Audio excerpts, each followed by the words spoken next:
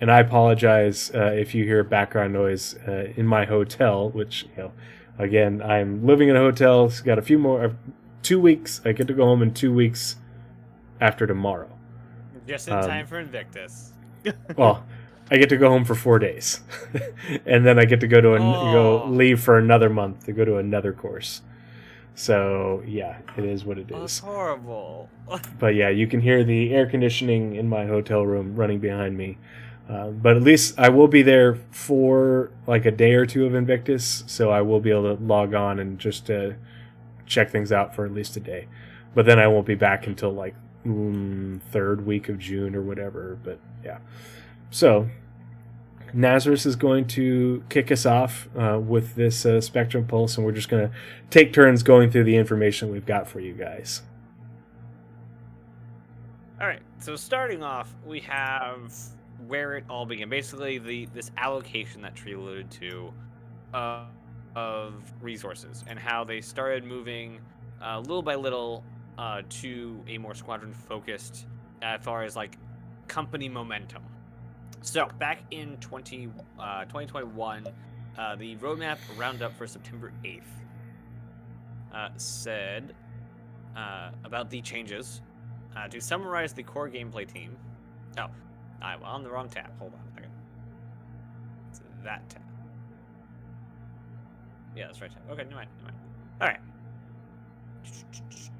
Okay. Last week on Star Citizen Live, Richard Tyler outlined a few changes that are coming to the core gameplay pillars release cadence. If you haven't, there's a link, and we'll actually later on in the show notes. Anyway, to summarize, the core gameplay teams, actor feature, actor tech, weapon feature, and weapon content are shifting their focus to deliver their features for Squadron 42 first, before they then release into the persistent universe. This has a twofold benefit. Squadron 42 will benefit greatly from the additional resources, and the persistent universe will see features in a more complete state. This does, however, make an impact on the release view of the roadmap. While some features may shift, it's important to remember that you can track progress of any given feature on the progress tracker.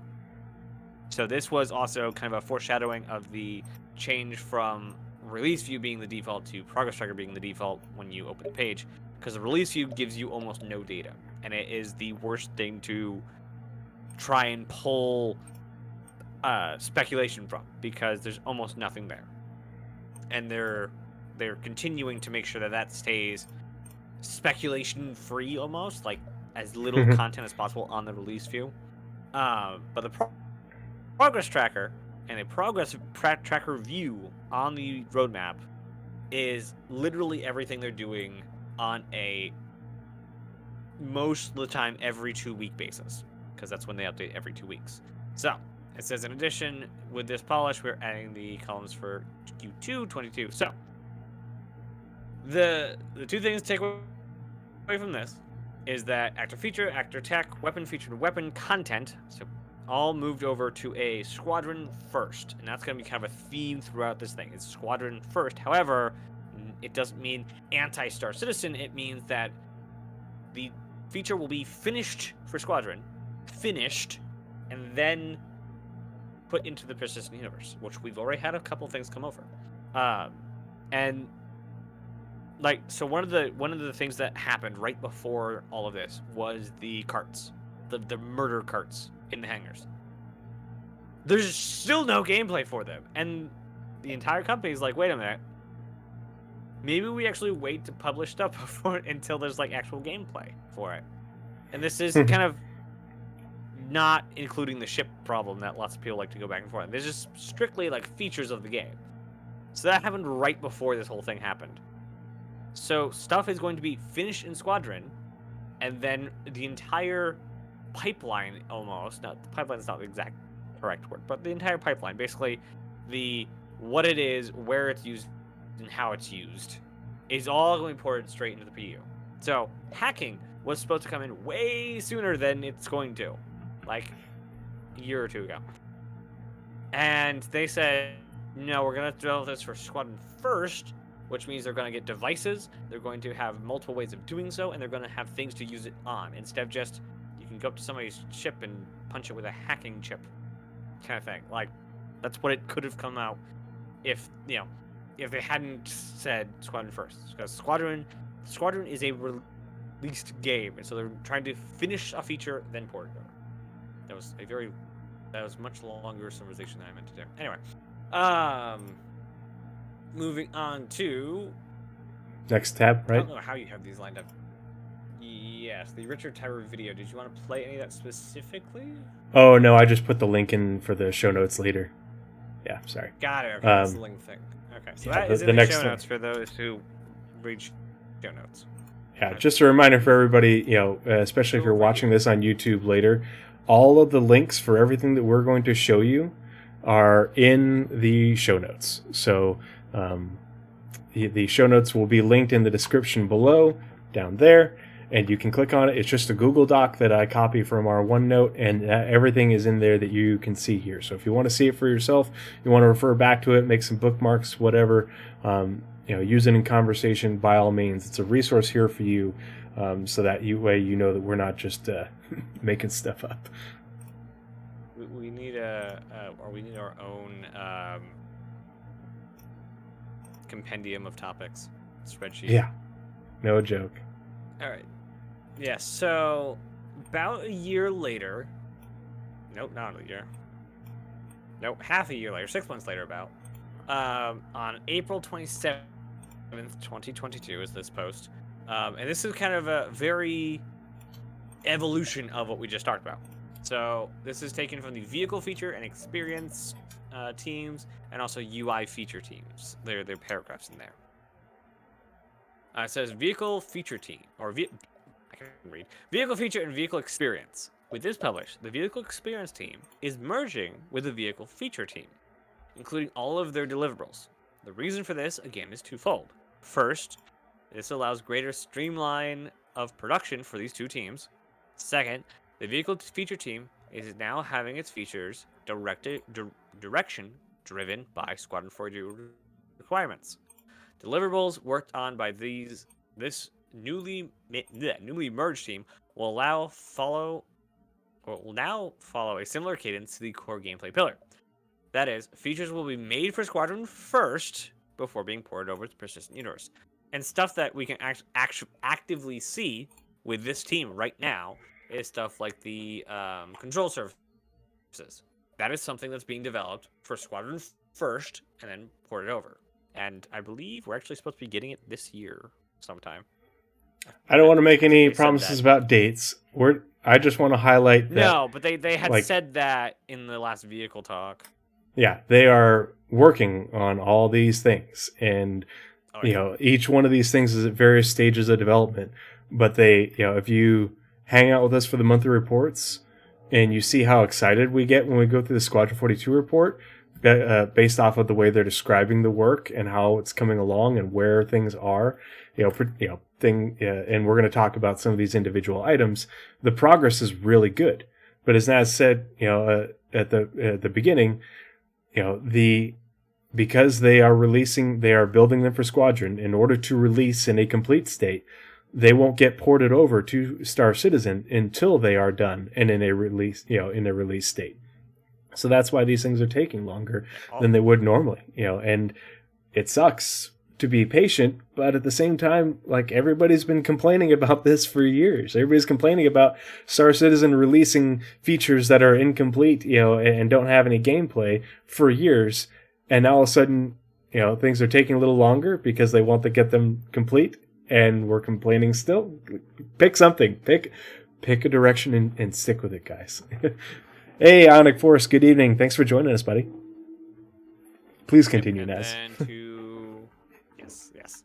And then also the UI feature team, similar to the above, the UI feature team has been renamed the Squadron 42 or SQ42 UI feature team. This now falls under the core gameplay pillar and will also follow a similar cadence as outlined for the vehicle feature team. So if anyone has wondered, clip this if you need to. If anyone wondered why there's no Star Citizen UI team, it's because the Squadron 42 SQ42 UI feature team is the UI feature team. So the maps they built that we saw, the building blocks, that improvements, the the UI cards that we got shown at CitizenCon with all the new holo display for managing ships, all of that is spearheaded by the Squadron 42 UI team, Yeah. which benefits everything Star Citizen Squadron 4 CIG related, whether Yeah, it be there are some bespoke UI things. Like if you go through, that's one thing that I've noticed. If you go through and look at the individual chapter work, certain chapters will have work by the UI team because there are little bespoke UI things that are bespoke for certain locations and stuff that are part of the game. But the overwhelming majority of their work is for the big ticket UI features, the things that we've all been clamoring for years, which are very far in development. If you follow the monthly reports, you know that these things, the MFDs, the HUD, all that stuff, is very, very far along. It's not all these things are not. If you go read the monthly reports, it's not so much that they're in production anymore; they're in testing. It's all testing and feedback, and iteration, but it's not. They're still doing R&D and still building this or that. It's like, no, the consistent theme is this is in testing, that's in testing, this is in the dev branch for Squadron 42. So yeah. Yep. The other thing also the oh yeah, sorry, go ahead. So the UI cards for the racing signs that we now have in 318, those were a byproduct of the UI feature team being able to work on this feature for Squadron. And also I'm pretty sure, I have no confirmation of this, I'm pretty sure also the yellow wisps UI things in the new Lorville that we see are also part of the new UI setups, because they're large holographic things. I think that's part of the thing. Anyway, so one of the benefits of doing the Squadron first is that they don't have to hurry up, get a terrible version of any product feature and release that the first quarter possible.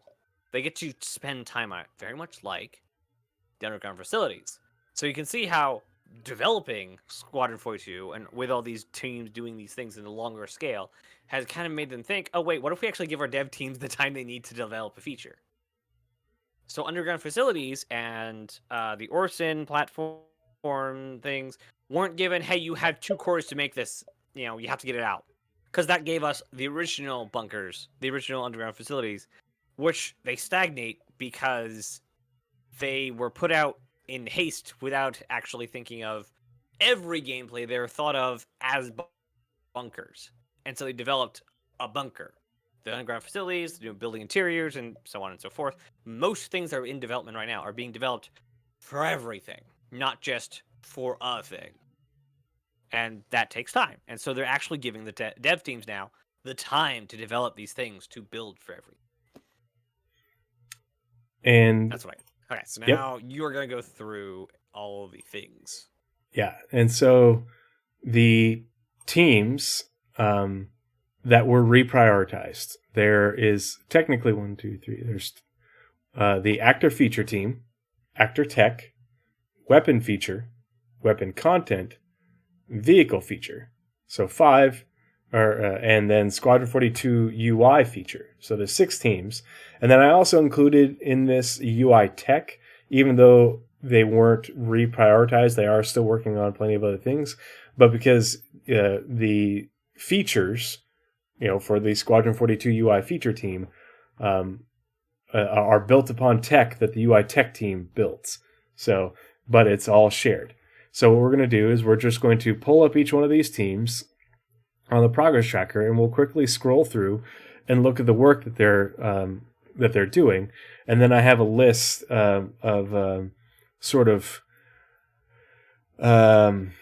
big ticket features, things that people have been saying they're excited about, that we've been wanting to see, things that are big quality of life features and additions to gameplay that are in development right now by these teams. That can, I don't know if you have the caveat in here, but we are in between 2 major updates to the roadmap. So thank you. Downstream into I think is it Q2 update for downstream? that we're in?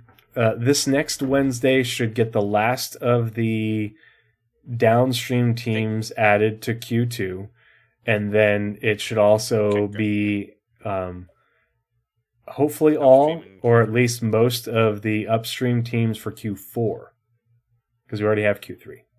Got it. Okay. Yeah. Got it. Okay. So, you should also mention. I'll pull up the buddy, the Roadmap buddy companion guide, which is a much better name than companion and Roadmap buddy. Roadmap buddy. You guys know which of these teams are upstream and downstream. So downstream teams, we don't have the most up-to-dated, mostest information. So these might be farther along, or they might have more work on them, is the caveat. I just want to make sure that was said. Yeah, and some of them, I think there's only one of them that, I think it's maybe it's UI Tech, I don't remember which one, doesn't have their schedule up yet. The rest of them do, but they also could have, in this next update on Wednesday, they could have more sprints added to what's on here right now for the downstream teams. This is just what's been added in there so far by Jake. So the first team is the actor feature team. And so you can see, we're going to quickly scroll down so you can look, at which game is, what's being worked on, for which game. And you can see quite clearly that there's a good number of things that are shared, but there's also a number of things that they have worked on that are PU only.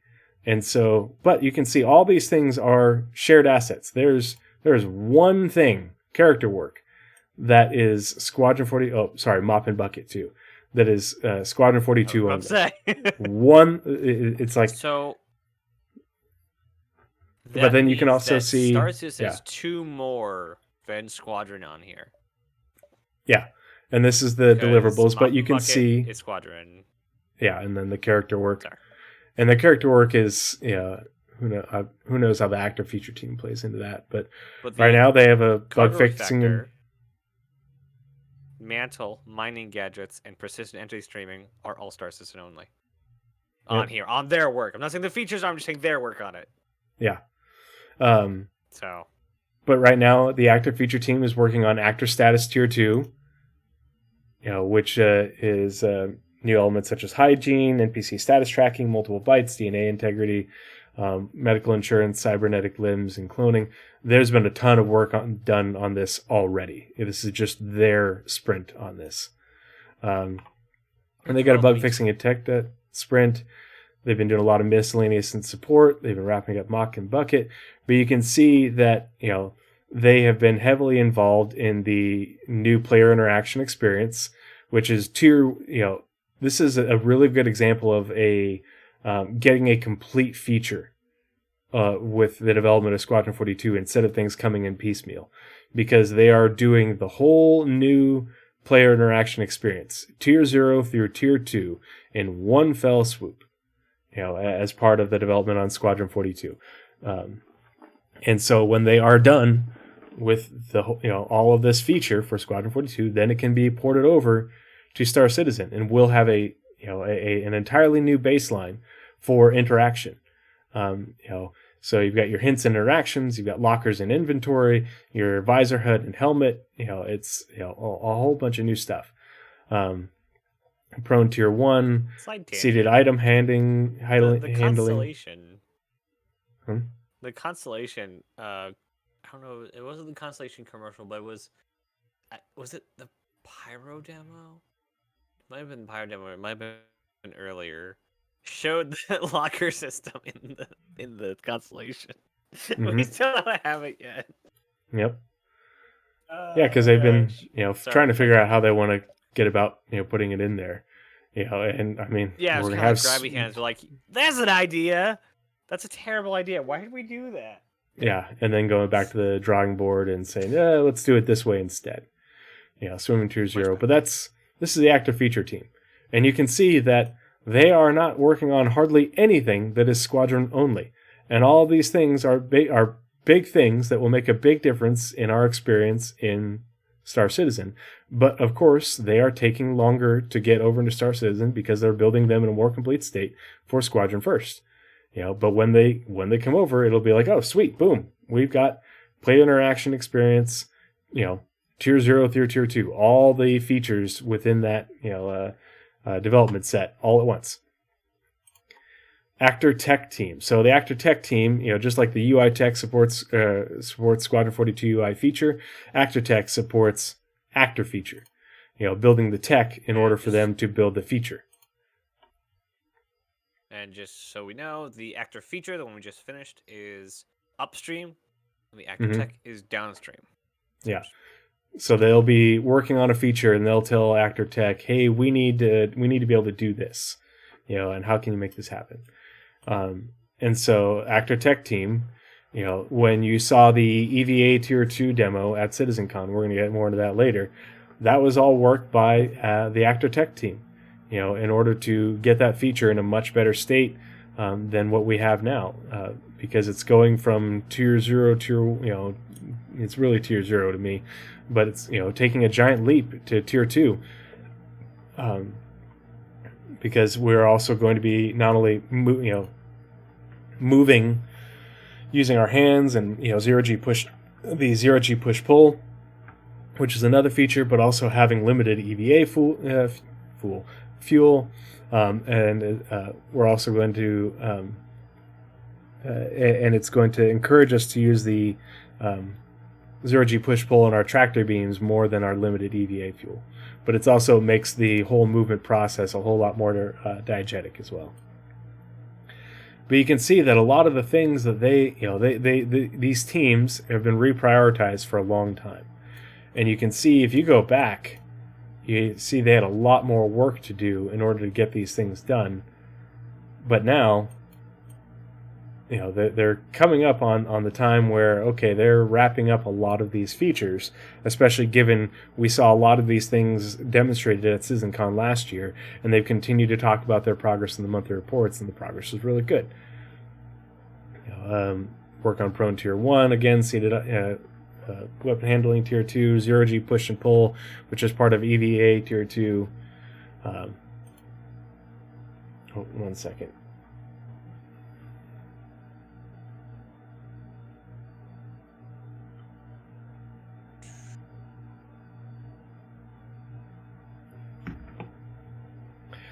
I clicked the wrong one. Yeah, Actor feature. Did I have two of them up? Possibly. Oh, whoops. So I think I clicked on the while you're wrong getting one. that fixed up, I just noticed how stair locomotion has been done for a while, and I'm trying desperately to find a clip of the NPCs using stairs. Actor tech, actor feature. Give me NPCs. Where's the stupid Weapon search? feature, weapon content. Here. Where's it? Why I'm aren't looking you for loading? the... Don't know.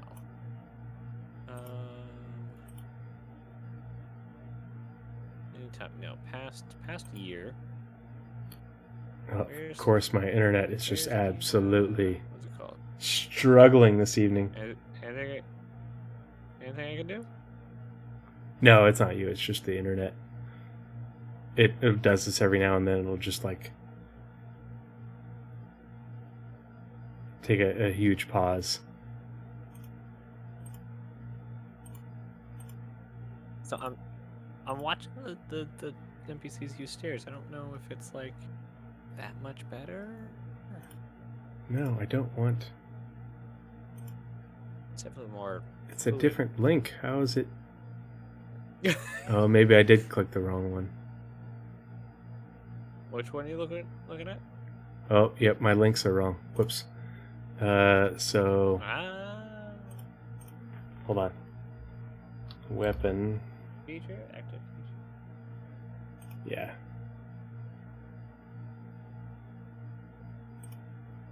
Please stand by. Your experience has some technical difficulty.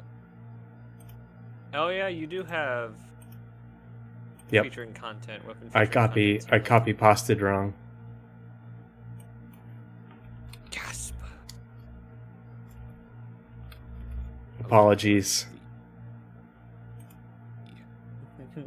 All right, so we have weapon feature. Now I need weapon. Whoop. Weapon content. Weapon content doesn't have their schedule up. That's what it is. Bums. Let's see. Deliverable view. At least one of them. And it so the was- score for Actor Tech, we have only one being Squadron only, and 2 being Star Citizen only. So Star Citizen again wins on this team. By 3 are only Star Citizen. So it's a 3-1 win over, or 3-1 win over Squadron for the Actor Tech team. Are we moving on to the Actor Feature team? No, we're on weapon feature Weapon and then feature. weapon content. And so I want All right. weapon content. There we go. Cool. All right. And let's reposition Wait, that. Did you do it that badly? Hold on. I just copy and pasted the actor feature one into weapon content and weapon feature. So weapon feature, here we are. Here's all their work. Here's one that they've been working on for a long time. Cutting Tier 2. Well, Cutting Tier 2 is a feature I'm very excited about because I talk about it extensively in my upcoming boarding actions video. But cutting is what's going to allow you to do freeform cutting on different surfaces. It's going to allow you to cut open locked containers. It's going to allow you to you can use cutting for breaching for boarding missions. So it's a pretty important feature, in my opinion, that'll be used in a lot of different ways. But they've been working on it for a long time, and so I'm looking forward to seeing it. But that's obviously something. Yeah, it's going to be in Squadron 42, but it plays a big role in Star Citizen, and it's just cutting. So once they're done with the feature, they can move it on over, fairly easily. But you can see that the weapon feature team also has a number of things that they are working on right now, just now starting, that are PU only. The different ammunition types, flak, disarray, and incendiary, right? And plasmas in Squad 42, apparently. But they, Interesting. they're working on weapon misfire and wear right now, which is where your weapons will jam and overheat and all that. And they just talked about that in the monthly reports that they're working on it. So again, there's the idea that all these teams are working on Squadron 42 only. No, they're working on these features that are very much a part of Star Citizen, and they just have to get them complete. And once they're completed, they're tested in Squadron 42. Then they get ported over by the PU team, the weapon content team. Again, weapon feature, by the way, is upstream, and again, weapon features content upstream. is down. Okay, cool. Yeah. So you can see that the weapon content team has had a lot of work to do, and they probably have the most squadron specific things, but it's still like 3 or 4. But you can see that there's a lot of Wow, they have shared. a lot of deliverables. Yeah, they have a lot of deliverables, a lot of things they've been working on, and a lot of things that we have seen work on for quite some time. The fire extinguisher. Crossbow. I don't know when they. Is that on there? Yeah, it's near the bottom. Uniflex crossbow. Oh, yeah, way down there. The Volt weapons, we've seen work on those fairly recently. They worked on salvage. They just a little sprint on space mines. They even created a military-specific variant of the multi-tool. But they're the ones that are working on a lot, like the two-handed Grey Cat industrial salvage tool. okay, once that feature is done, they move that over to the PU, and we get to use it soon. And I imagine they're going to start working on the industrial cutter and the tractor tool as well as part of cutting tier 2 and the work on tractor beams, because they've already done work on those. But again, not bespoke squadron work. Sure. Anyway, it's 12 to 4. As far as bespoke items. Yep. Yeah. The vehicle feature team. So interestingly enough about this one, it says that aerodynamic control surfaces is Star Citizen only. So some of these things, could, I mean, I don't know how true that is, but could be bugged. And they have a lot of chapter work on the different vehicles. But, there's a lot of the things that they have been working on that are Star Citizen only, and they've continued to work on Star Citizen only the entire time while they've had their direction reprioritized towards Squadron 42. But they've been working, they did a ton of work on master modes. We saw, there's this big old sprint on master modes. Like I had a bunch of people recently say, "Oh, we're not going to see master modes in forever." And it's like, okay, I mean, they said that master modes were in the dev branch and they were testing them, in the process of testing it in their early monthly reports this year. Yeah, I think when they showed it at ISC, they said the biggest thing holding it back right now is the UI. Yeah. Yep. Like, as far as a feature, it's functionally complete. Yeah, they're waiting on the UI team to work on it. Actually, here, let's go ahead and open up the deliverable on it really quick. See if there's any recent work from other teams. The score on this is going to be, I think, our first Star Citizen loss. A couple of chapters, so... Yeah. So it seems like they're just waiting on UI to do their work after testing the feature, but they've been testing master modes internally in Squadron 42. They were, I think that was like in the December through February monthly reports for Squadron 42. The MFD rework, huge project in order to rework the multifunction displays. This one is one where I think we will see this MFD rework, for the ships that they are testing it on, the Gladius, the Hornet, things like the Retaliator, maybe even the Gladiator. We'll see it on those things in the PU first as they're doing this rework once it gets ported over, and then they after what they need to do for the Squadron 42 ships is done, they'll continue to work on that for the other ships. But a lot of the base work will already be there. In that, they're using building blocks in order to build out the UI for the MFDs, and then creating the designs in these systems. But then they're also working on the workflow, so that way when they do it for other manufacturers and other ships, because it's mostly manufacturer specific, it's not really ship specific. They will be able to port this over to the PU relatively quickly and quickly expand upon it. They've been working on a bunch of ships that we have seen in the last 2 years. Working on the player interaction experience. The quantum travel experience is supposed to be getting a huge update. This is one of those ones where I think it's a bug, where it should say Squadron 42 as well, because I imagine, they talked about that in, I want to say it was the recent monthly reports for Squadron 42. So, but, that's, quantum travel is quantum travel, and making, updating the quantum travel mechanic to move players in a more physically realistic way and improving the general QT experience, adjusting how spooling, calibrating interdictions, and entering, exiting work. So, this isn't something that is a massive lift to port over to the PU. It's just quantum travel, but, making it so that way it works and functions more appropriately, in line with master modes. Resource management.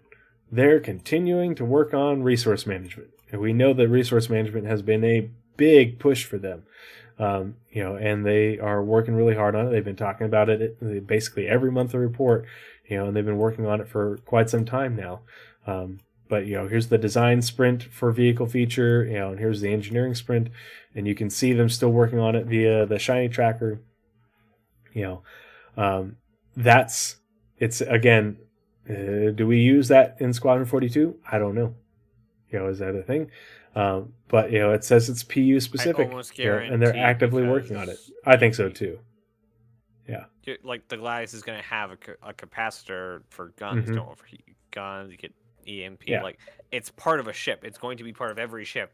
The ships don't fundamentally change between the two games, unless it's for some cinematic purpose.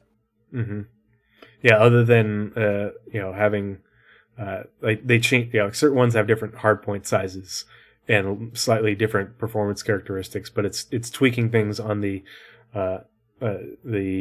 behind the screen portion, not visually, or how we, like the difference between the F7A and an F7C,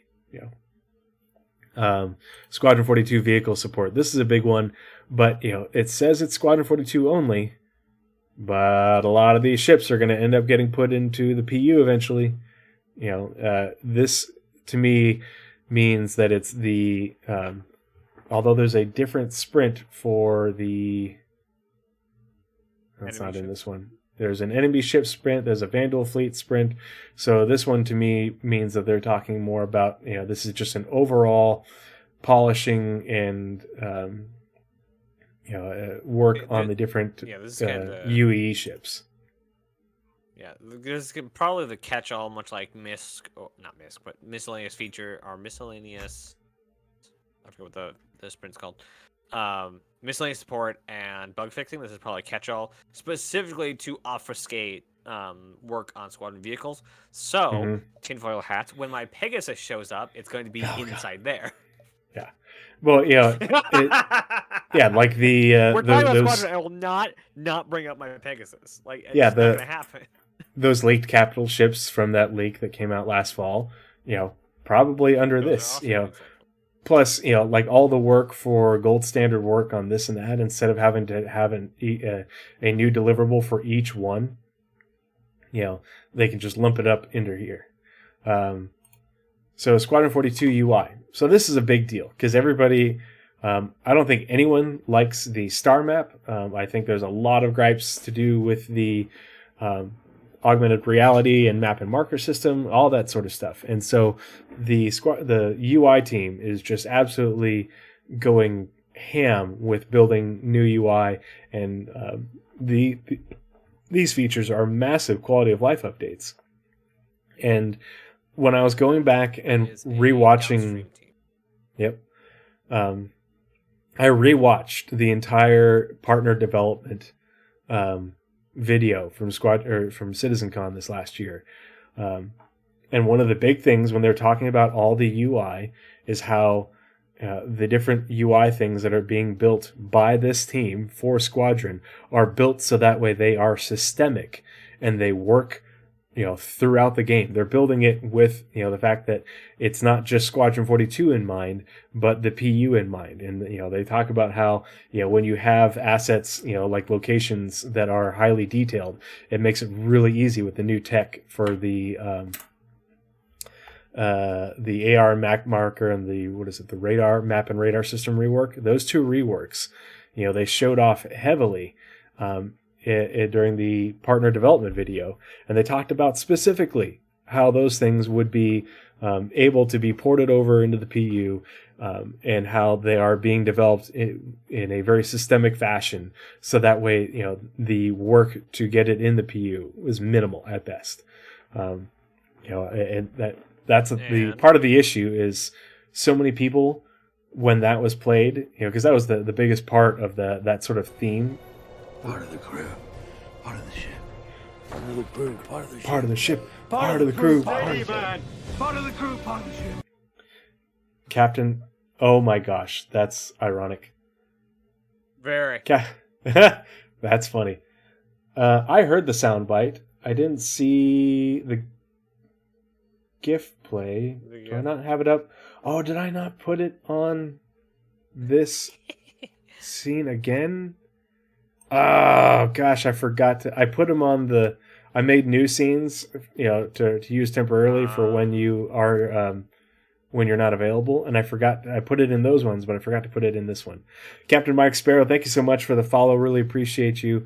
I heard the sound alert in my head, but normally I have a sound alert and a little GIF that plays when people follow or subscribe. But thank you so much for the follow. I really appreciate it. Good to see you this evening. Thanks for joining us. That is what we're all about here. Is we are thinking our way through all this information regarding Star Citizen and Squadron 42. We're putting things in proper context because we want to have. Okay, so the sound alert worked, just not a GIF. Okay. That's good. I will have to play around with that though, because I thought that the sound alert needed both. But okay. And as far as the score for the vehicle feature team, we thought it was going to be an upset. 16 for Squadron or 16 for Star Citizen to the 11 for Squadron. However, the score for this one, the UI feature, the Squadron 42 UI feature team, shocker, it's our first upset. 16 when you have a bunch of 2 Star Citizen chapter work things, that's what skews it. Well, even last one had a whole bunch of chapter work, but Star Citizen still won. Yeah, like it's insane. And we're going to get more into this when we show you guys the shiny tracker breakdown of how many people are working on what. Because the shiny tracker breakdown will give you literally a every 2 weeks update. But the big features, for Squadron 42 UI, there are a lot of little bespoke UIs throughout the levels and episode chapters of the campaign, that are made in order to make the environment, look cool and work and function, and are part of the gameplay, and things that potentially we could see in the PU eventually, but they're not systemic things like the big ticket features that this team is working on. And those big ticket features are we build this, it is in the game code, we have tested it, it works for Squadron 42, here you go, it's in the PU, and congratulations, it basically works. It's they built it. The word they used multiple times was systemic. So that way it isn't just for Squadron 42, episode 1 or 2 or 3.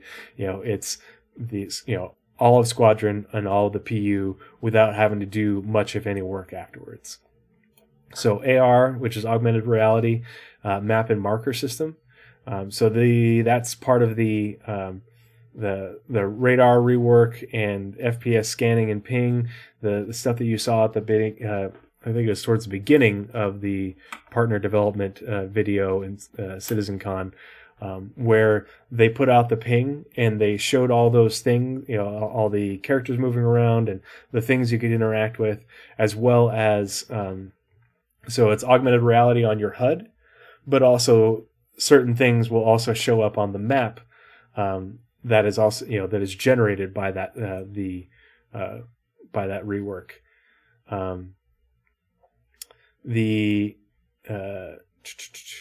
Interestingly enough, the Grey Cat Industrial Salvage Tool UI is being worked on, which is why I think that we're going to see that not for 319, but as a 320 thing. When they mentioned that the Grey Cat Industrial Salvage Tool is the two-handed one, but there's also a backpack that essentially turns you into a Ghostbuster, but for salvage. So you can carry more. And I think after they get done with the Grey Cat Industrial Salvage Tool, they'll also get to work on finishing the Industrial Cutting Tool, which is the two-handed one, as part of Cutting Tier 2, and also the Tractor Beam, because they've built the assets. We've seen them in videos. They just haven't built out all the... they haven't finished building the functionality in the UI. Hacking Tier 0 has had a ton of work. And this is one of the only ones where we're getting hacking in a lower end state in Squadron than we are for what will eventually be in the PU, just because hacking isn't going to be a huge part of Squadron compared to what's in the PU. But they are doing a lot of work for it, and they've been talking about this in the monthly reports recently. The map and radar system rework. I'm actually going to show you guys a video at the end of this that I made. The MFD rework we talked about.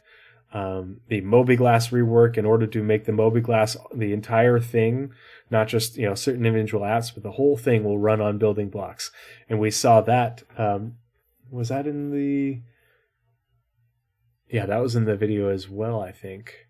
where they showed you the new mobiGlas and stuff, and it will be far more performant and work correctly, make it a lot easier for them to add new apps to it as well later on. Squadron 42 UI plays a big part. Muted. Ha ha ha ha ha ha. Oh, I was wondering why you're being so quiet. For the hints and interactions. I was not being quiet. Yeah. You're like, why do you keep talking over me, Tree? I was too. I'm like, I don't think he wants me talking today. Yeah. Like he does one show on his own. He's all of a sudden I'm just chopped livered. Like. The visor and lens rework, all this really important work, and the UI stuff is such a big deal for Star Citizen, especially right now, because there is UI in Star Citizen. A lot of the UI is very dated, very old, non-performant, and has a lot of bugs. And so this is a huge overhaul project, for a lot of the UI in Squadron 42 first, and then put over in the PU.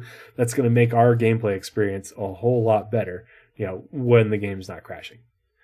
The last one, and this is just because the UI tech team builds tech for the UI feature team. Again, a lot of the same work going on, building the tech in order to build the feature.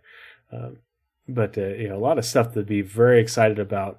And if you hang out with us when we read the monthly reports, you understand why, because they tell you straight up, the progress that they're making, and how far things are in development, and the fact that this is in testing, and we got good feedback, and we're gonna add a few things or change a few things, but it's the progress on all these features that are being worked on is really great. Before we move on to the shiny tracker portion, I have a list, and we talked about a lot of these features. And each one of these things I'm going to rattle off before Nazeris talks about the breakdown on the shiny tracker. Each one of these things is things that we just looked at under the team's view not versus the deliverables view, or at least most of them. But these are all features that are very important, very exciting, and may have big impacts in the game that are being developed in a more complete state for Squadron 42 to port over into Star Citizen. And these are all things that have been mentioned in the monthly reports and are receiving ongoing work right now in a pretty decent state. In each one of these, the actual deliverable view, the link to it is going to be in the show notes. So if you want to just open the show notes and you can click on it and go to the progress tracker, you'll see exactly what I'm talking about, but I'm not going to open up each one. So actor status tier 2, AR, augmented reality, and map marker system rework, cutting tier 2, EVA tier 2, FPS devices tier 1, which is deployable devices like the bearing breaching charge, FPS radar and scanning, mantle tier 2, map and radar system rework, master modes, the MFD rework, hacking tier 0. Of note, the core gameplay pillar hasn't had any new sprints on this in several quarters. It's all downstream work right now. So the upstream teams that were working on hacking are all done with their work. It's all downstream at this point. So I expect to see more information on hacking soon. They did just mention it in the recent monthly report. The mobiGlas rework, player interaction experience tier 0 through tier 2. The visor and lens rework, so for your helmet. 0G push and pull. A lot of really awesome features that we have, either had big mentions of in the monthly report and have been tracking when we read those, or they've shown them off to us directly in the CitizenCon videos, or in sprint reports and stuff like that. But Naz, I'll give it back to you in order to talk about the actual breakdown of how many people are working on what, via the shiny tracker. And I need to pull that up. Right. So getting into the nerdy data points that we got, and there is lots of numbers here, so Real with quick, us. before you do that, in order to find this, you go to shinytracker.app. We go over this every 2 weeks with the Roadmap Roundups. And to see this breakdown, shinytracker.app, it leads you to this page. And then you go to the scheduled deliverables report for the Roadmap Roundup that you want to look at. And we're going to look at the scheduled deliverables report for April 19th, the one that was just recently. And then you click on that, and it opens up this page. You scroll down, and extra analysis is in every report. And that's what it's looking at. All right. So, as Tree mentioned, one of the kind of basis of our talk today is that the claim that the majority, or like 90% of the company, is only working on Squadron away behind closed doors, and we don't get anything out of it. And so, here's some numbers for you. It is true that about 40% of the devs are working on Squadron, but Squadron-specific deliverables, so only 40%, which accounts for 25% of the actual number of deliverables on the roadmap. So that's 40% of the devs, but only 25% of the deliverables. Most And a these lot of being those are worked on the chapter work. So that, Yeah. and that's 28 chapters. So that's 28 deliverables, hundreds of devs, not all at the same time. 29% of deliverables are shared. So almost a third of everything on the roadmap is shared between both games. Those things that we're just going over. List above. Largely. Yes. We just went through every single team, not every single team, but a lot of the teams that were specifically called out by CIG as being primarily focused to get things done for Squadron first. So, and 46% of all deliverable, or not deliverable, I believe that's 46% of dev. I don't know if that's deliverables or devs. I lost the thought. Anyway, 46% of one of those two things is Star Citizen specific. So much less than it's actually being Squadron focused as far as the entire brunt of the company. It actually leans towards being Star Citizen focused, which makes a lot of sense if you think about it. The cash cow currently is Star Citizen. This is as of the April 19th Roadmap Roundup, and fluctuates a little here and there as new things get added on whichever team. So for instance, if we get like a quarter where they start announcing the new ships, it's going to be more Star Citizen focused. Or if they just found something, or we got to a point where they just added a whole bunch of work for Squadron because they are at a point where they need to start adding tasks to get something else done, it'll lean a bit towards that time. But generally, it works out to a little bit over 45% Star Citizen, a little over 40%, or a little somewhere near 40% for Squadron, specific on either side. To follow this information, or to find this information, she just went through that. So it's shinetracker.app, let's go to deliverables, and extra analysis. This is a invaluable tool for those who are trying to get the bigger picture of not just the features that are coming out, or the updates that are coming out, or when Squadron's going to release, but the big picture on what CIG and the entire company is doing. Because, like, nobody's done this before. Nobody said, I'm going to build a company, and people just throw money at them and give them zero, not tied to deadlines, basically. Nobody's done this. So the CIG is also having to do the work to figure out what that looks like. Because if you're under a big publisher, you have two things: limited budget and limited time. If you're an independent studio like Kojima Productions, because Konami is the old production company. Kojima Productions, he was given the money, but he said, I'm going to do it my way, so he didn't give himself an end date. Whenever it was done, it was done. So, Star Citizen has the theoretical infinite budget, but also they're not going to beholden themselves to an unrealistic time. They're going to be done when they're done. So they're also trying to figure out their way. So, in reality, the devs effort is essentially relatively split. But the frustration comes from the current state of persistent news, as we talked about earlier, due to PS and different things in the game being very unstable. Though personally, though it's been really hard, I have been playing more these last 2 weeks than I've played through the entire PTU. And for those who know what I did in the PTU, I was on the PTU a lot. Because it was, PS just changed the game. And we've seen over the course of 3.18, 3.18.1, 3.18.2, and the patches since, it's gotten a lot better.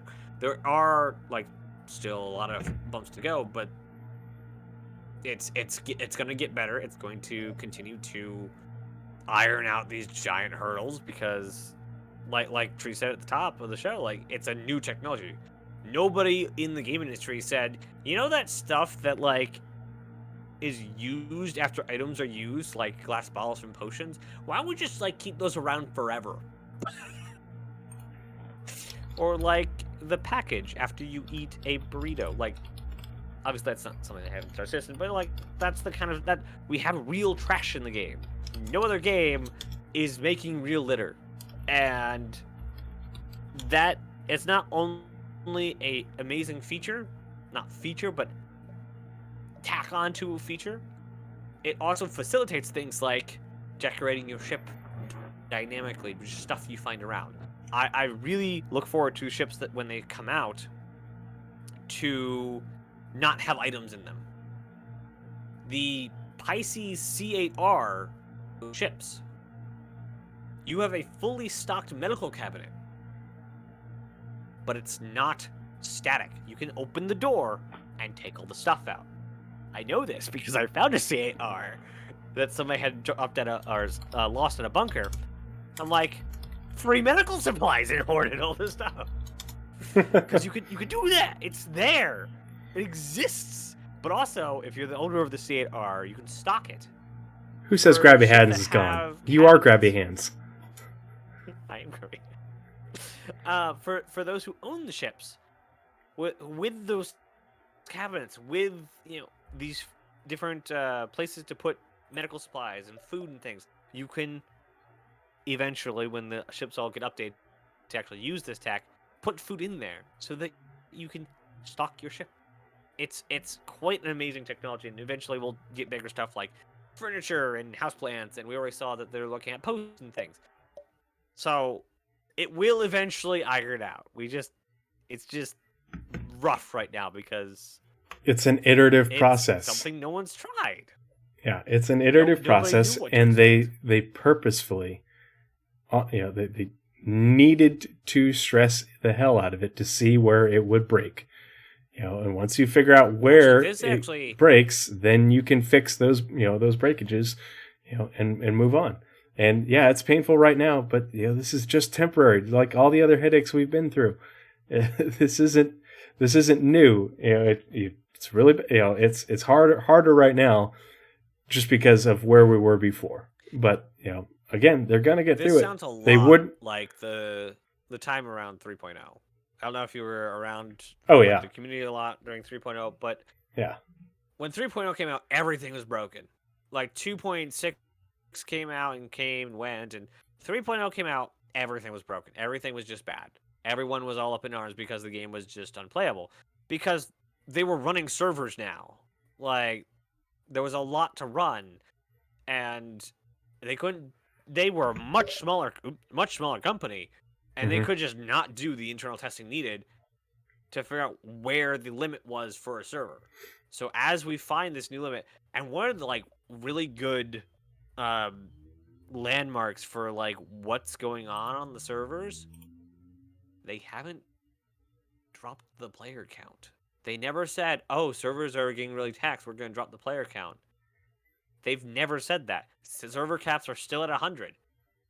So it's not the player count, which means there's something else they're working on that's going to eventually get ironed out. So by the end of the year, and by the end of the year, I mean first half of next year, server meshing exists. And they need all that to be in place for it. Which I imagine, get ready for it, it's going to be also broken. Yeah, I no joke. imagine just you're gonna cross the border, you're gonna lose all your stuff. That's just gonna happen. Um, But yeah, where are we at? so I talked about CitizenCon, and Yes. there was a reason. A big part of the theme of CitizenCon was the partner development, showing off what those teams were working on, so that way people understand, hey, this is what they've been working on. This is what you're going to have in the PU, in the not too distant future. We're still working on it. It still needs some work, but that's what they're highlighting so much of. And the features that they really showed off were master modes, FPS radar scanning, and player interaction experience. Ladders Tier 1, player interaction experience Tier 0, which is the hints and the other thing I forget. So they didn't show off the lockers, and I forget what the Tier 2 is. Ladders Tier 1, Mantle Tier 2, EVA Tier 2, hover trolleys, which were recently demoed in an ISC with the law offices for Bounty Hunter V2. So it's a thing. Map and radar system rework and the Mobiglass rework. We saw all those things, and we saw them last fall. It's been, 7 months? And they're continuing to work on these things and have, moved on to work on other things. So, the development post this change is in a good place. So what I did is I downloaded the entire. Come on, interwebs. I should have downloaded this. So I downloaded the entire partner development presentation, as well as I don't know if I haven't North End Trooper. I'm actually behind on the leaks because there's been so much news recently that I haven't gotten to read it all. So I don't, and that's the thing, is a lot of these things may not get shown off as part of, or may not get they could get dropped in. We don't know. And so I made this video. It's just shy of 15 minutes long. We're not going to watch the whole thing. What we'll do is we'll watch a little bit and I'll click on to the next segment. But the link to this video, it's unlisted on my YouTube. The link to this video, if you don't want to watch... Huh? Right before you get into that, I'm now at chapter 11. All but the vehicle work has been downstream on every single deliverable for all the chapters. Oh, that's good. Up to chapter 11, everything has been downstream except for vehicle work. Yeah, that's that's a good thing. Quite shocking, actually, to me. Yeah. Yeah. It continues. It continues. Like everything's downstream still. So what I'm going to do is I'm going to play. We'll get through this in a few minutes. We won't watch the whole thing, and I'll just show you little bits and pieces so you can see. But what I did is I kept the audio, the voice, the descriptions with each segment, so you can hear what they're talking about. And so if you didn't want to watch the whole partner development video, because it's 2+ hours long, and I think that's where a lot of this information got lost, is because everybody just checked out. And you checked out, and then people would go back and they'll watch the little clips and stuff like that. But you don't, when something's that long and you're not really interested, especially at the end of CitizenCon when you're tired and you don't want to hear Richard Tyrer and CR talk for 2 hours, because the majority of it is talking. So a lot of the appropriate context was removed, just by our own bias, because we just didn't want to hear anything else. We wanted to see stuff. And so I took out the see stuff part. This was like my highlight. Oh, I struggled to get through it the first time around, but I've watched it like 5 times now. Mm-hmm. And that's why I'm like, God, so many people only watch this once and they didn't watch it critically. In order to watch something critically or read something critically, you have to go through it multiple times. How my CitizenCon experience was basically I checked out during the whole Planet Tech stuff. And then when Chris started talking, I'm like, this is why I watch CitizenCon. Like, this is why I watch it right here. Chris talking about his project, right? But the details are what goes in one ear and out the other, for most people. Right. The speech that you can reach. I totally was very tired at that point. but Mhm. I definitely went back and watched a lot of it, if not all of it, at least once more, if not twice Mhm. more. Like there's a lot of good information here because it's not just, oh, this is what we're working on, but this is how we're working on it. Yeah. There's a lot Well, of and like the how in there. I would have to go back like every 30 seconds and rewatch part of it, but I'll rewatch with the closed captioning on so I can read it as they're saying it so it sticks in my brain. But there's a lot of really good context in this, and so I just want to play through to remind everyone that this is what they've been working on, and this is the stuff that there's going to get ported over to the PU, in the not too distant future once they finish up with these features. CM are somewhat limited, somewhere between 200 and 300 meters per second, tuning pending. But this is basically the hard cap, which you cannot not really exceed. You can slightly exceed this by using a boost, but you cannot maintain any velocity beyond that SEM limit for a longer period of time. The second mode is quantum control mode, or QCM or QM. What this mode does is it unlocks your maximum velocity that your ship can reach. So when you were limited before to 200 to 300 meters per second, now you can go to 1200, 1400 meters per second, whatever your ship allows you. So we've created this feature called Quantum Boost, which is available in the quantum mode, and you can access it at any point. So at any point you want to kind of boost towards your location that you're kind of looking at, but it's just too far away. And this boost is available for a limited amount of time, and it's purely on a straight line. Just to give you like a ballpark, quantum boost will allow you to go to a target fast if it's within, let's say, 50,000 kilometers, whereas you will use quantum travel to do very long range jumps between planets.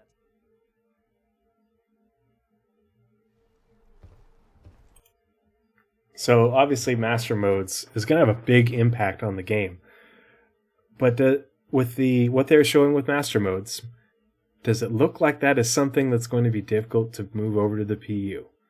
It's just a mode of travel, and they test it out, and then they just you apply it to ships, and they test it out on different ships.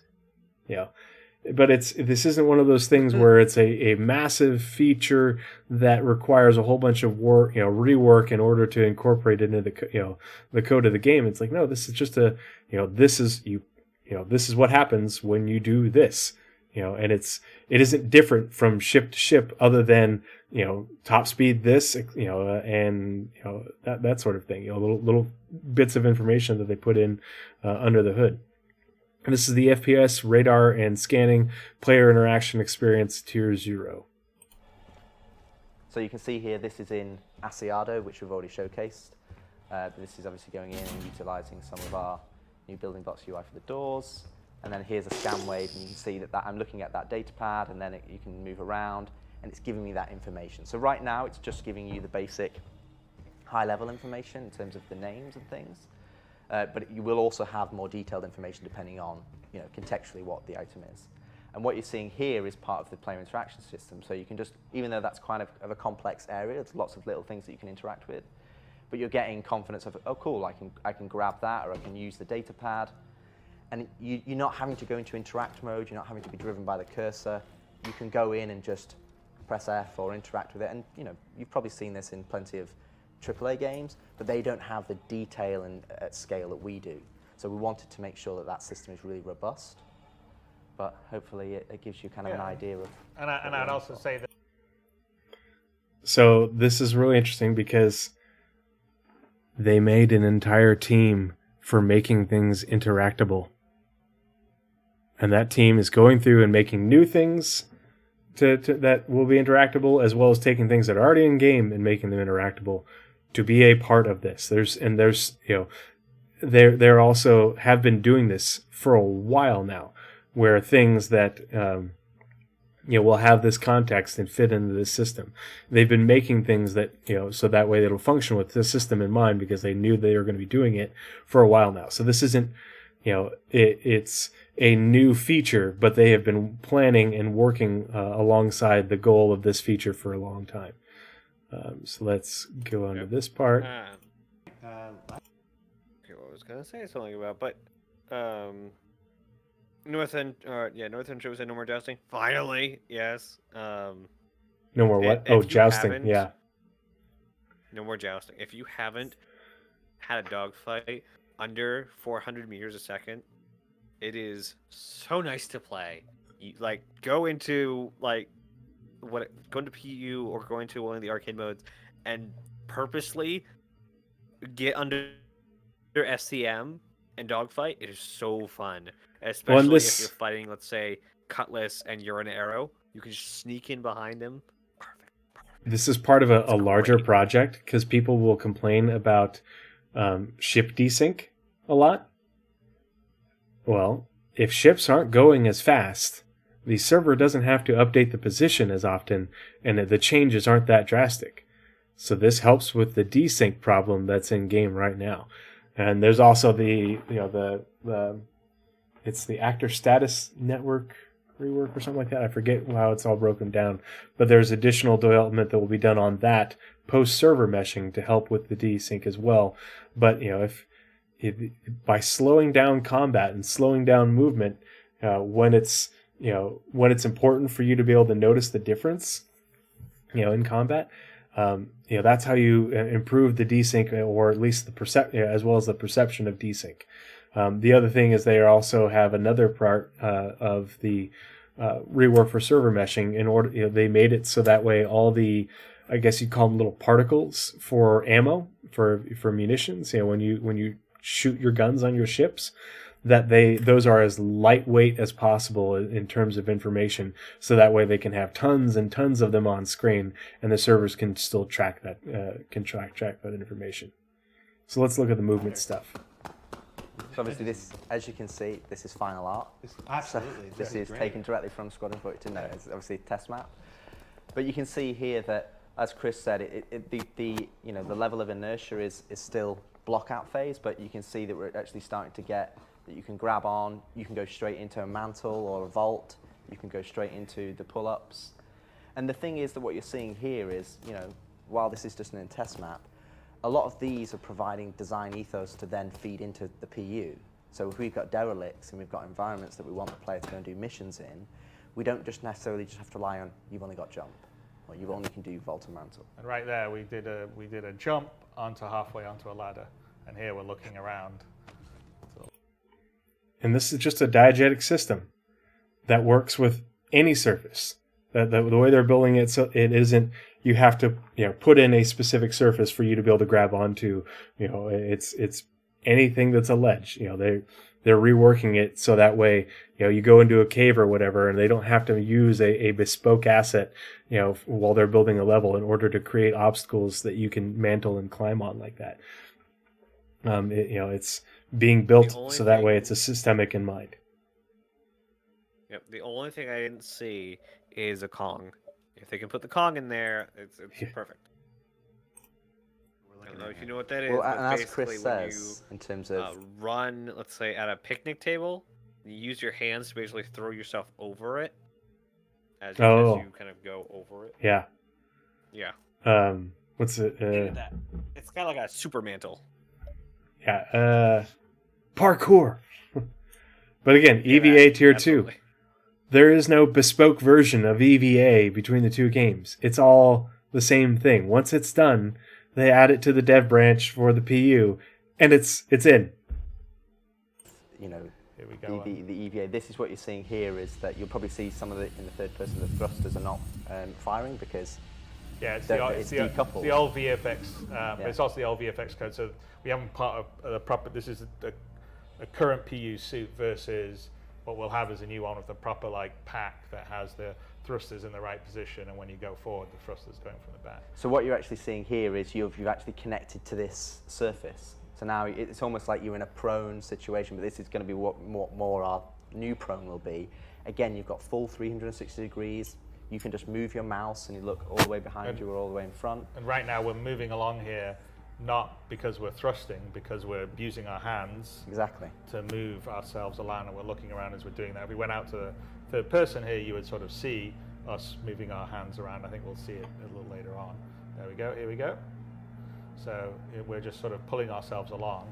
And if we wanted to at this point, we could stop and we could push off against it, and then we would just go floating out into space. So that's the sort of idea of what we call push-pull.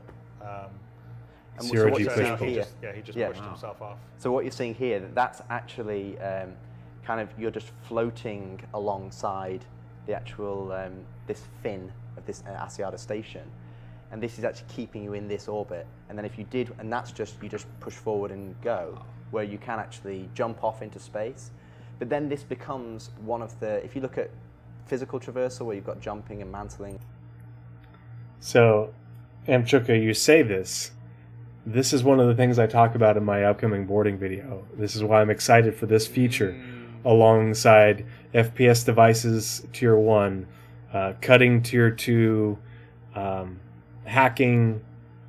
Oh gosh, I thought there was another thing.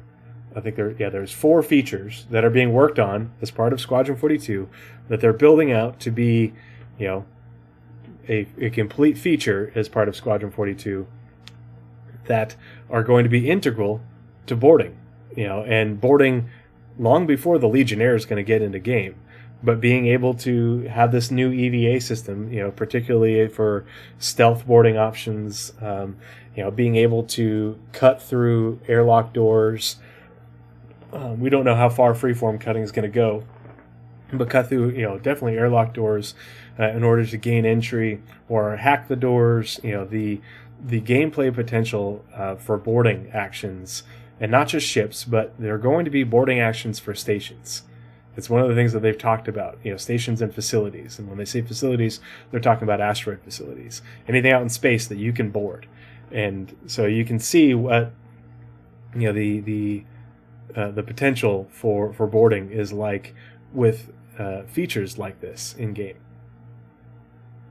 Stations are just big stationary ships. Mm-hmm.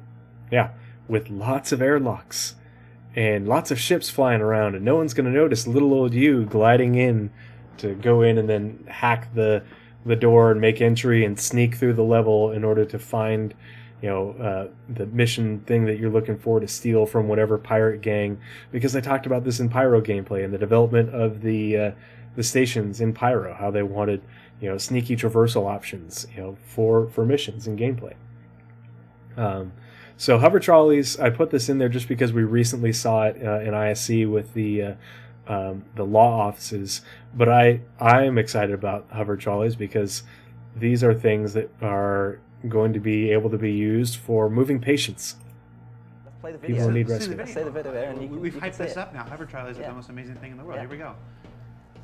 So you can see here, this is actually a slaver pod. So it closes down. It's on the floor. We're going to activate it. Lever takes up now. Grav levers on. You get hold of it. Bam. And by the way, the new interaction system's not working in this demo here. This is a separate build. But we're, as you can see, it's getting pushed over bulkheads.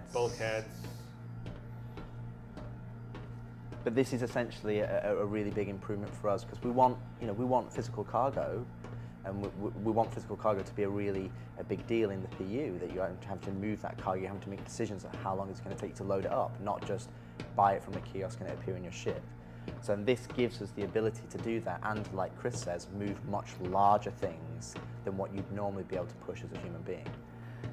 Yeah, I mean, this happens to be just a slaver pod, but obviously you'd be pushing, as long as it's grav lever equipped and has the sort of hover device, then like I said, you could have large shipping. I'm letting this one play through just because this is something that I'm ridiculously technology, so the same excited about. Dragonfly, or eventually you'll hopefully be able to move much larger ships if you need to rearrange them, or when you're moving things around on your homestead or whatever we do eventually. I want to know, can you get running? And we've actually had this working on a planet, so you can just push this over planet terrain. You don't let go. You stay stable because it doesn't actually undulate unless there's something actually. That's the Asiato hanger. So it allows it to be much more stable. And what we want to do for your cargo loading is that we'll use a system similar to the cargo grid that you'll be able to snap things on top of it. So if you have a flat platform, you'll be able to snap cargo boxes onto it so they won't fall off. Then you'll be able to reliably move them without frustration. And again, you can see some of our design ethos coming through is that we're trying to remove the barrier to entry. We're trying to remove the control mechanism, the things that frustrate you as you play the game, and kind of make that a lot simpler. Huge quality of life thing. Spock and the photon torpedo. Real quick, I'm gonna fix my camera. Why is it? Yeah. It says I'm not running Elgato, but I am. Yeah. In addition to that, oh, they I can said actually... in that specific demo they weren't running the what's it called? The interaction demo that we just saw earlier. So on top of that, you'll be able to walk up and not have to use the mouse, but just start pushing it. Not like it will still be a button, but it'll assume what control you're trying to hit. So like as we go through these, try and remember all the previous things we're talking about, because it all collapses down into almost a finished product on Star Citizen side and a finished product on Squadron side. That's the whole point of this entire thing, is they're finishing Squadron, and Star Citizen gets all the benefits of that. Yeah. Yeah, if we run it, you'll see kind of what the tech is. So first, this is in the editor, but it's essentially what it does is it's taking our existing layouts, levels, ships, so we don't have to build this custom, but it's a way of applying certain shaders and marking up certain objects to be displayed, like the floor gets displayed but the walls don't. So we can just take the existing geometry you already have streamed in that you're walking around already, and then use it to be rendered for our minimap. So this is essentially in the engine using the Idris ship itself and the various parts of its interior to create the minimap without any special. This doesn't have any specific custom like UI art for it, other than some of the like level things that say, ground level or whatever. It's one of the advantages of having high detailed ships. Yeah. Because the environment's already in a good state to show straight out the gate. And so the idea of this being systemic is that when it's the feature and is ready to go, ready for prime time, we can just apply it to space station. Yeah, because a lot of traditional game development, you have to make custom minimaps. Yeah. So you look at an environment and you go, we have to make a custom environment minimap. So if we want to support lots, tens, hundreds, and thousands of locations, especially for the PU, and absolutely for the PU, it's just not viable. So we wanted to come up with a solution that we can use, with minimal effort on the side of content creation, but gives us all of the information that we want. And this minimap is not just, oh, that's where I am. It can show you objectives, it can show you other people, it can show you information about those things. And again, it's all underpinned by the radar and scanner. So when we call it the minimap, this is just a kind of how you view your radar information in FPS. And your radar and scanner gives you so much more information than just, oh, that's the name of the door. It tells you what's the state, does it have power, can I hack it? If it's a person, what's their active status, are they injured? So if you're coming into here and going, I'm trying to do a medical mission, I've got a marker, I can go, cool, I can get a scan of the local lie of the area and go, right, this person's injured. Oh, his body's injured too. Oh, he's got a tier 1 injury. I'm going to go and help him before he bleeds out because I can see his health. And you'll be able to see that via this information. Yeah, it allows you to detect it's a holistic and procedural system. And so you go into a new environment in the game and you press your little radar button for your FPS radar, and it will pop up, what's around you looking like this based off the range of your radar, how far out you can ping. It'll show you the contextual information that you're able to see using your radar and ping system, the scanning system. And it doesn't require bespoke anything.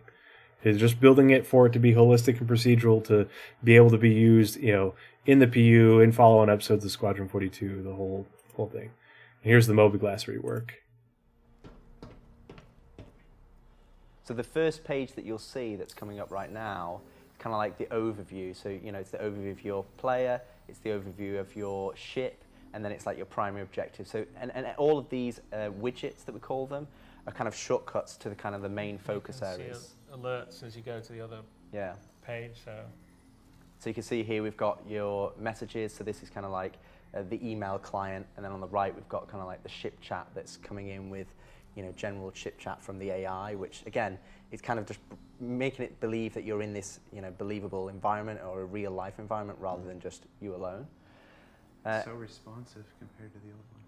Yeah, and it's just a lot cleaner, and you know, the information, it's something that we've tried to be consistent across the HUD and the MOBI, is that we want to make sure that we're giving you clean information. And you can see like the alerts. So you can see how, you know, the progress on these features, and this is just some of them, you know, it has been really good and it's looking really great. And this was, you know, 7-8 months ago. Well, this is what they showed it to us over 7 months ago. This video was likely prepared, you know, 8-9 months ago, maybe longer. And so you can imagine the other features that they're working on are at similar or even more advanced levels of production. And so it's a lot to be excited about, but it makes all that, makes the reprioritization worthwhile, because even though we don't see it, you know, coming in every quarter, it means that, you know, okay, instead of having little tidbits every quarter, we're going to get, you know, a full feature, a complete feature, a feature that is being built in a much more holistic, with a much more holistic mindset and complete mindset, you know, for design and for use in both games, you know, drop in, and it's going to make a big difference. And, you know, so it's still PU work. It's not Squadron work. It's Squadron and PU. It's for both games because they share the same assets. They share the same technology. You know, they share the same engine. So it's a giant misnomer to say that, you know, it's a lie to say that 90% of the team is working on Squadron. You know, even if you counted, you know, the shared deliverables with the, you know, Squadron only deliverables, it wouldn't be 90% of the team. You know, so it's, you know, you're looking at the split is actually much more even, and, you know, this work is going to, you know, it's taking time because it's going to be more finished, but it's going to, you know, it's going to benefit the PU in a really big way. You know, there's so many things that they're working on right now that are going to make a big difference in our quality of life and our gameplay going forward. We just have one last little thing to show you, and then we're going to move on to the scanner anomaly. So all of this, I had a discussion with a person on Twitter who will remain unnamed, you know, who is like, you know, I don't want to call him out because, you know, again, the feeling is valid, but the feeling comes from a place of being not fully informed. You know, this is my emotional reaction to this based off of incomplete information, which I get, you know, and, you know, it's, you know, if you only have a limited view of the information of the development of this project, you know, it's easy to react emotionally and be upset, especially given the context of 3.18 and 3.18.2 and PES, you know, and so I totally get it, you know, but at the same time, you know, what we've been showing you, this is why these things are being developed. This is why they're being developed in this way. And Squadron 42 isn't a waste of money or anything. You know, it's being developed using the same technology that will be in the PU, and they'll be able to make, finally finish episode 1, but then turn around and make episode 2 and 3 in a lot shorter period of time because they don't have to remake these features. The features are done. They don't have to remake a lot of the assets, because a lot of these assets, a lot of these assets are done, like the ships. And a lot of the assets that they'll make that are new, they'll reuse a whole bunch of pieces, you know, for it, in order to build, you know, new locations. And so you're going to see a much smaller team working on the future episodes of Squadron 42, Episode 2 and Episode 3 going forward, but they'll also be able to do it in a shorter period of time. And now all that effort, all the investment in the research and development to build things like this, to build these holistic systems, is going to pay dividends, because now it's done, and now you can have a episode 2 of Squadron 42 that, you know, from a man hours perspective, takes 3 years for a smaller team, and really production wise only, costs several $1,000,000 or, low tens or whatever. But then it sells several million copies and brings in 100 million, 150 million, 200 million, however much money towards the development of the PU. That goes into CIG, who is able to sustain the massive team that they're building to build out the PU. That's why they're built, that's part of the diverse funding model that we talked about recently in a recent episode. The having multiple ways to bring in revenue in order to support a huge team. Because we talked about in that video how Manchester alone, by the end of 2026, their goal for Manchester, that one studio, is to be 1,300 people. Which means by that same time, with the growth from the other teams, you're looking at 1,700 to 2,000 total people, and who knows, including Turbulent. We're looking, by the end of 2026, I talked about in the video, you're looking at, close to $200 million easy in operating costs for CIG. And that's where where these episodes of Squadron 42 come in, that they can churn them out much more cheaply once the initial investment in the technology and the assets is done, in order to bring in a lot more money that will sustain the company as they continue to expand the universe and grow the PU. So let's listen to this little quote. On top of that, go for it. Even after Squadron 42 Episode 3 is out the door, you don't have to rebuild the foundation for Squadron, 10, Marine Group, however they number them, Outlaw Story A, whatever they want to do next. You don't have to rebuild the game to build it. It's just going to be a whole ton of art, cinematics, mocap, and use the foundation that's already laid out. So it will be a much easier turnaround to get the next themed single player with the foundation being finished in Squadron 42 Episode 1, improved on in Episode 2, finalized in Episode 3. All the while, they still have Star Citizen they're building, and will continue to build, as they've said, until they run out of money. And then they make, we get a Navy-based military space opera for Squadron, but what about our, gritty, backstabbing, scoundrel game later, or whatever else they do? Maybe they want to do a small personal story. Whatever they do, it's much easier to build. Let's listen to this quote real quick. It's from 5 years ago, but at the same time, this is a statement and a theme that has been reiterated for years as part of the plan, and why they're doing all this initial investment into building out the tech, building out these assets that they can use, building the ships and locations, and building out their workflow so that they can do this. I mean, we are actually starting right now the very early stages of, we had an outline of, 1, 2, and 3, and now we're in the process of starting to flesh out 2 and 3, because our goal would be to get 2 and 3 written, and then probably shoot all the performance cap back to back. And then once we have episode 1 out and done with all the technology there, 2 and 3 won't necessarily be, as long a process, right? Because we've had to build all this technology that didn't exist before. We really want to push it, and so we've been focusing on building tools.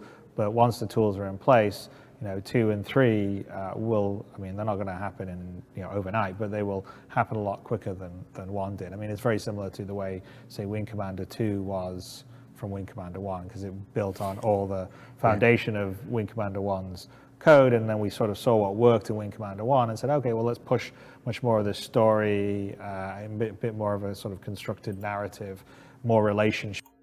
And he rambles on, but this is how game developers, how companies make sequels and follow-on games, where, okay, they've continued the story, or they've, made a new game with a 5-6 hour single player campaign and new multiplayer maps and new multiplayer game modes, and they're able to churn out a new game every 2 to 3 years.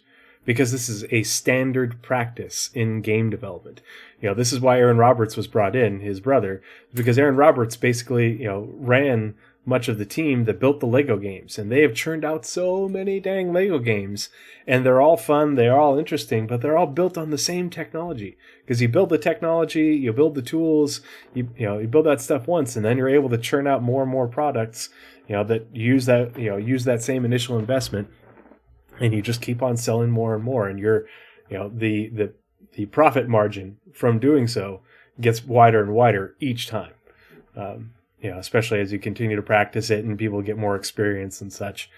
This is part of, part of the reason they're building such a big studio is to build out the PU using the tools, because they're going to need a lot of people to use all these tools to build 100 systems and build more ships and build out the gameplay and the missions and contracts and all that. But they're also going to need a lot of people, need people to make, single player campaigns, and more maps for the arena modes, all that. Yeah, the Lego games are great. I love them. But, that's the concept. And it isn't a new thing. This is, every company does this because it makes it more, it makes the initial investment more profitable. Yeah. This is how you make more money off of that initial investment, is by making more games, using the tech, using the tools, using the assets you already built. It's standard practice. So, and I know you said you don't like to call people out. However, Northern Trooper is getting called out today because he said in chat, dead serious, Squadron 42 to be announced at this CitizenCon and to be released next November. I'm calling it. I bet 12 crayons. I'm saving this image, and I will hold you to this, sir. Yeah, Blizzard, can we clip that? Yeah. But that is it for the scanner anomaly. And we are already 2 hours in. So we're going to transition. We'll come back to this screen. And that helps remind me that it's at about the 2 hour mark. So that way when I edit this down for YouTube. But yeah, I just want to say thank you, everyone, for helping, for hanging out as part of the Spectrum Pulse and being a part of the discussion and listening to Naz and I, provide some context to the situation of what's going on right now in the Star Citizen community. And I think that understanding how things are being developed and why they're being developed in the way they are will go to help assuage a lot of people's grief regarding the state of Star Citizen right now, and going forward. Just knowing that these things are coming and that the work and it will bear fruit. There's a method to the madness, and that we just went over all that. For the scanner anomaly this evening, and Nazeris, thanks so much for helping with all that and helping make sense of it all. Always appreciate it. So the scanner anomaly this evening is my scanner anomaly, and if you've seen me talking in AstroPub's Discord or in my own Discord, you know that I have opinions about medical gameplay. Weird. And for reference, in real life, I am a critical care flight paramedic, both civilian and in the Army. So I fly around in helicopters and planes, providing ICU level care to patients going from one place to another, whether it's from a scene call or picking up at a hospital in the ER or their ICU, going to another ICU and a bigger hospital. This is what I do. And so let me pull this stuff up. Whoop. And then we'll transition back over to the other screen, and we're going to talk about medical gameplay. Yeah. So 1 second. Also, check Discord. Oh, checking Discord. Give me 1 second. Oh boy. Notifications. There you go. Hey, caught it. Yes. Northern Trooper. 12 grades. Oh man, I mean, well, we know where Blizzard votes. Honestly, I'm not like too off on his prediction. I do expect some form of announcement or pre-announcement at CitizenCon. So I just don't know if it's gonna be releasing a game is playing 4D chess. Go watch Star Trek and watch them try and play 4D chess. I'll go what it was Data, not 4D chess specifically, but there was a game that Data played against, and the whole episode was about learning how to con people with egos, basically, but losing strategically, and that's kind of what the game releasing is, because there are some games you do not release next to. Yeah. Call of Duty, Madden. There's just some things you don't release next to, right? And depending on what comes out this year or next, Starfield maybe this year next, you don't release next to it. You're not gonna release. Don't release next to anything with Bethesda on it. So you're trying to predict when other games will be out, but then every game's getting delayed, and so you end up with this again 4D chess-like kind of thing, and you need to figure out how to place your game on this ever-moving dartboard that's going to give it enough time to like a snowball roll down the hill without people going, oh, okay, next thing's out, the thing I was waiting for, I just bought this. Yeah, so not just like it'll be out in November. If they need to like postpone it to get a better month or a better quarter, they will, and they should. If it comes out not 2024 but 25, but in the first half or the middle of the year, it's they have a lot of marketing strategy to go for that one. So I don't envy them. I need to buy a starter pack with Squadron 42. If I remember correctly, those only go on sale during events, and that will be the 19th, 20th for the start of Invictus next month. But as far as I know, they don't do those normally anymore, unless you want to go to gray market for it. Which I am so neutral now on the gray market. If CIG really didn't want the gray market, they have things they could do to make it go away. So I don't know. As long as people don't get scammed, I can't be too down on it. During events only, you can buy Squadron 40 standalone.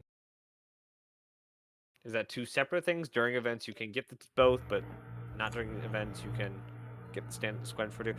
I was super grandfathered. I don't know if I get Squadron. I think I get Squadron. I think everyone who spends over $1,000 on ships gets both of the games free. If they don't, then I need to I'll look that up. Anyway, I have to make my exit. I have work early tomorrow, and this is mostly this is all tree. I could interject, but that'd be just cutting them off. So good night, everyone in chat. I will see you guys next week for Roadmap. Yeah, we got a roadmap on Roadmap Wednesday, report, so next week. And then and then we also got reports coming out soon. Oh yeah, we have roadmap and reports on time? Wednesday. No, that'll be too long. Yeah. Well, okay, fine. All right. Well, I'll see you next week for at least one of them. Yeah. Thank you, Naz. Appreciate you. Have a good shift tomorrow. Everyone. I'll see you later. It won't be. Don't worry. Don't worry. I'm going to transition us to the other screen, and we'll get started with the scanner anomaly. Have a good night, Naz. Good night.